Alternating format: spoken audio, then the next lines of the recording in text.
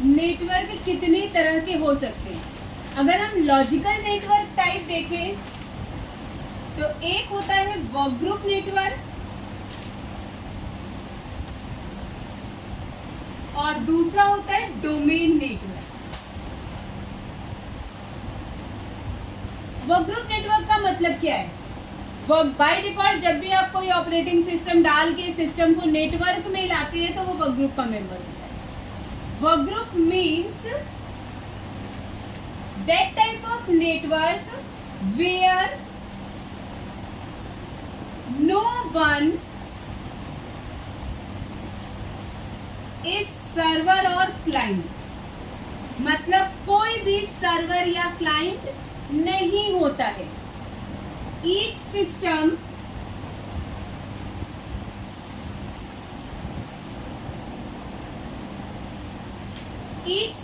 Have own security,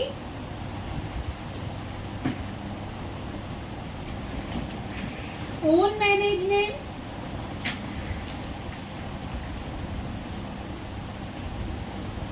and own control. Means work group उस तरह का नेटवर्क है जहां कोई भी सर्वर क्लाइंट नहीं होता है।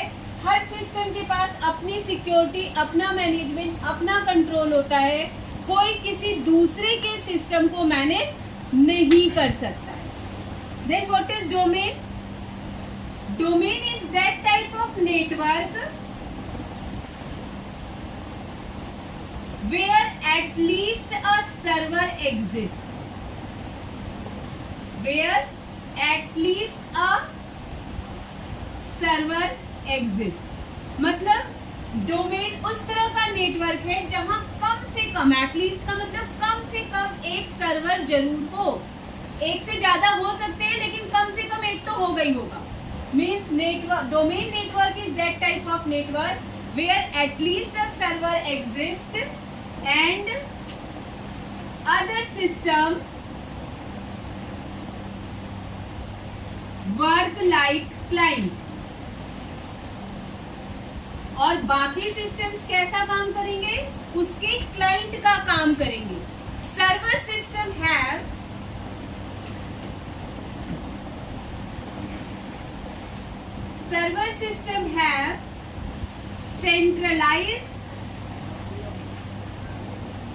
centralized security, centralized management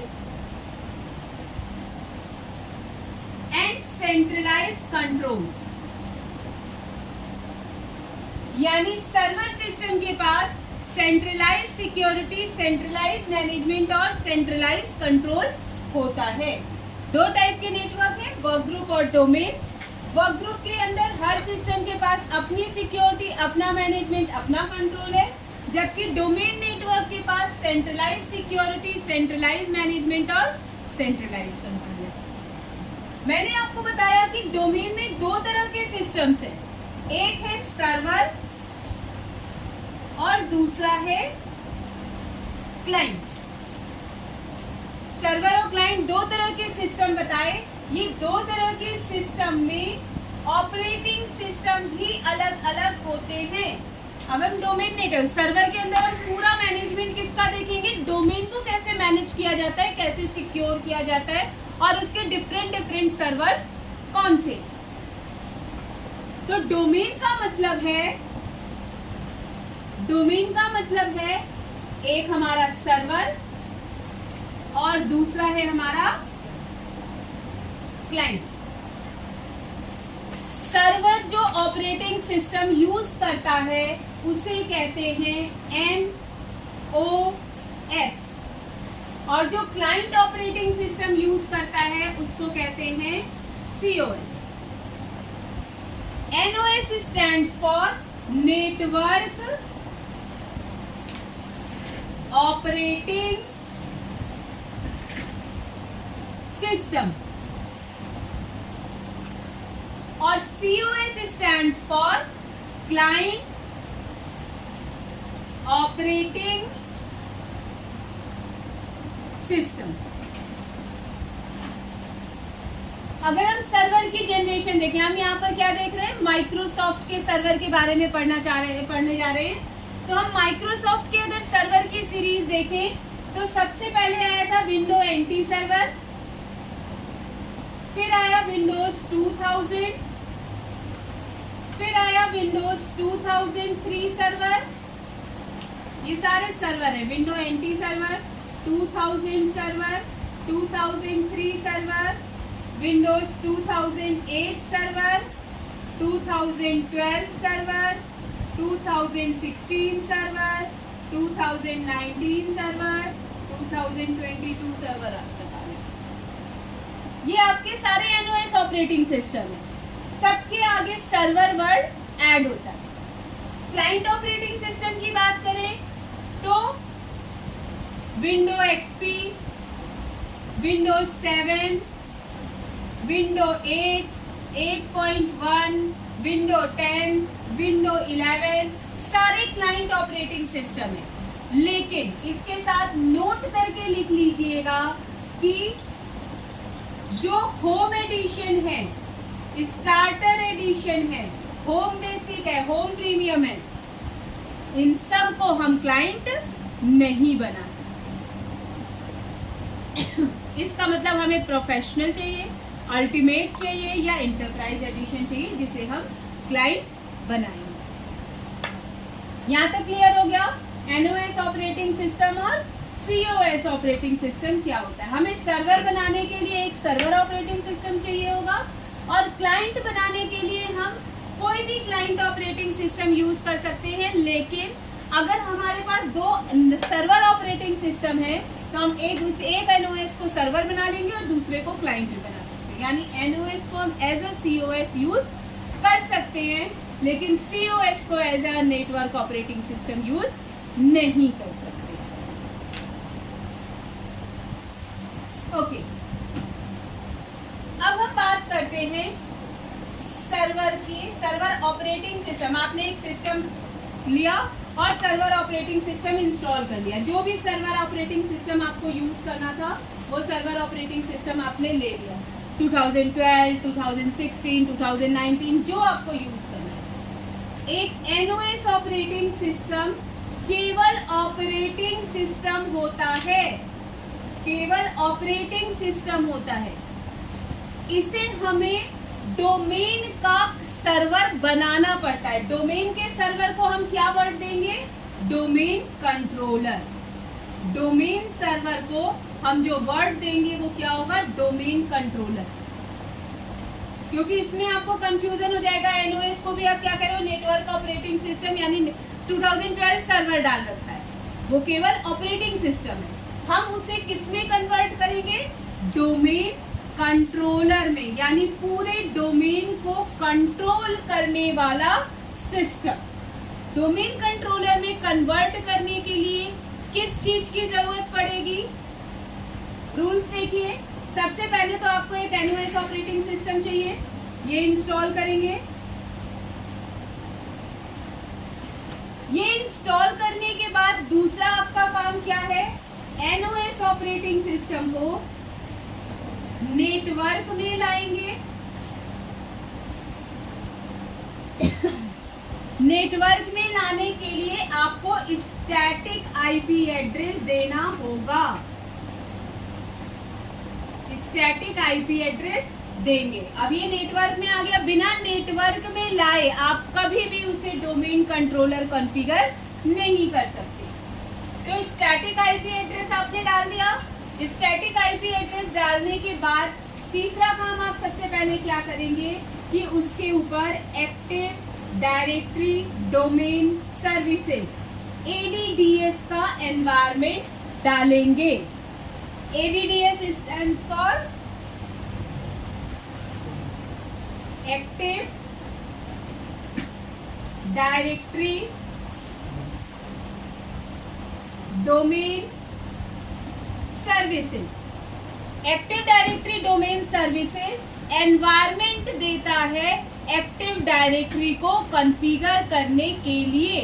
ADDS environment के अंदर ही हम क्या कॉन्फ़िगर करते हैं, एक्टिव डायरेक्टरी। तो एडीडीएस एनवायरमेंट को हम इंस्टॉल करते हैं। क्लियर हो गया? ठीक है। अब इसके बाद हम क्या करते हैं, आपको एक वर्ड नया मिल गया, active directory. What is this active directory? Active directory is a tool through which we convert NOS operating system to the domain controller। Interview में आपसे क्वेश्चन पूछता है व्हाट इज एक्टिव डायरेक्टरी या व्हाट इज एडी, तो आप क्या कहोगे? Active directory is a tool through which we convert NOS operating system to the domain controller। हम NOS operating system को डोमेन कंट्रोलर में कन्वर्ट करते हैं, जिसके बाद वो डोमेन को मैनेज कर सकता है। तो एक्टिव डायरेक्टरी की डेफिनेशन है, active directory is a tool through which we convert NOS operating system to the domain controller. अब नेक्स्ट आता है कि एक्टिव डायरेक्टरी की रिक्वायरमेंट क्या है। What is the requirement of active directory to install in a system. अगर आप active directory डालना चाहते हैं अपने सिस्टम में, तो आपको क्या क्या चीजें चाहिए होंगी। दो तो मैंने पहले ही आपको बता दिया कि एक्टिव डायरेक्टरी केवल NOS ऑपरेटिंग सिस्टम के ऊपर ही डाला जा सकता है। दूसरा, जब तक इसे नेटवर्क से कनेक्ट नहीं करेंगे तब तक ये जो है नेटवर्क कनेक्टिविटी होनी चाहिए, तभी ये एक्टिव डायरेक्टरी इंस्टॉल होगा, वरना एरर दिखा के बाहर आ जाएगा। तीसरा, आईपी एड्रेस स्टैटिक पड़ा होना चाहिए। ठीक है। चौथा, आपके सिस्टम के अंदर ADDS एनवायरमेंट होना चाहिए। फिर ऑप्शनल रिक्वायरमेंट है। ऑप्शनल क्यों बोल रही हूँ?